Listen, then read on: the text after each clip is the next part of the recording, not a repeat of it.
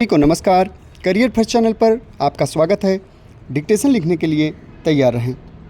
Ready, start.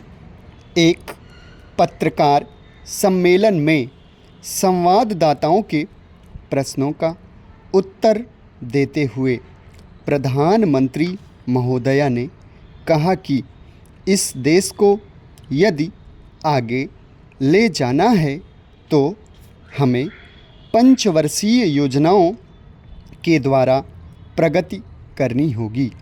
हमारी पहली पंचवर्षीय योजना, दूसरी पंचवर्षीय योजना, तीसरी पंचवर्षीय योजना तथा चौथी पंचवर्षीय योजना पूरी हो चुकी है और पांचवी पंचवर्षीय योजना का काम आरंभ हो चुका है।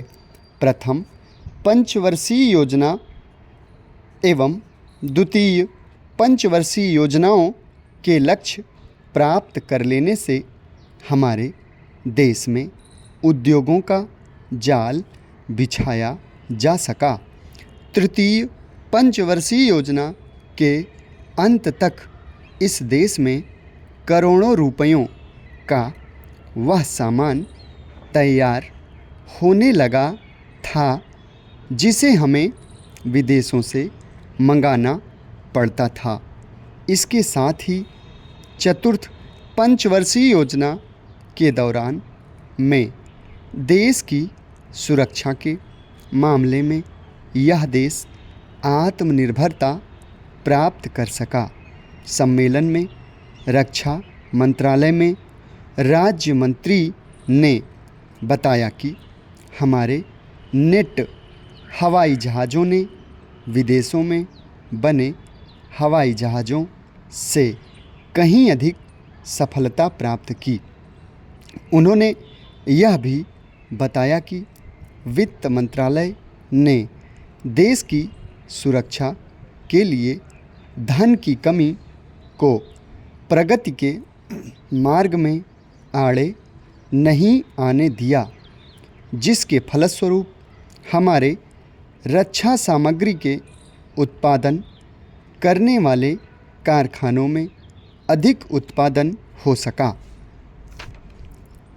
पत्र प्रतिनिधियों से बातचीत करते हुए विधि मंत्री ने यह बताया कि देश में आम चुनाव निर्धारित समय में किए जाएंगे।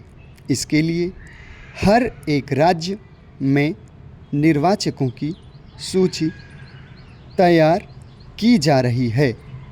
राज्य की विधानसभाओं के लिए भी निर्वाचन उचित समय पर किए जाने पर उन्होंने जोर दिया।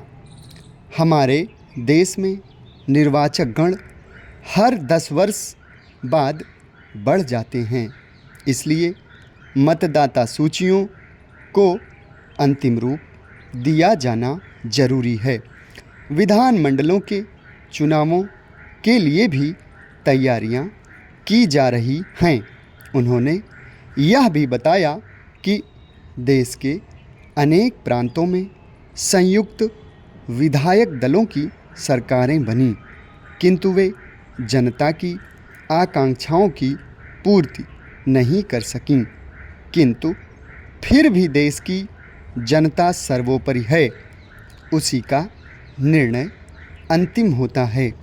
हमारे देश में निर्वाचन पद्धति जो भी बनाई गई है उसी के अनुसार देश में आम चुनाव अथवा मध्यावधि चुनावों के लिए प्रबंध करने का दायित्व मुख्य निर्वाचन आयुक्त का है, जो निर्वाचन आयोग का अध्यक्ष होता है। निर्वाचन आयोग में और भी सदस्य होते हैं जो कि देश के चुनावों के लिए जिम्मेदार होते हैं। कुछ विधायिका सभाओं के लिए अप्रत्यक्ष निर्वाचन पद्धति अपनाई गई है, जिनके लिए समय समय पर चुनाव होते हैं। समाप्त। धन्यवाद।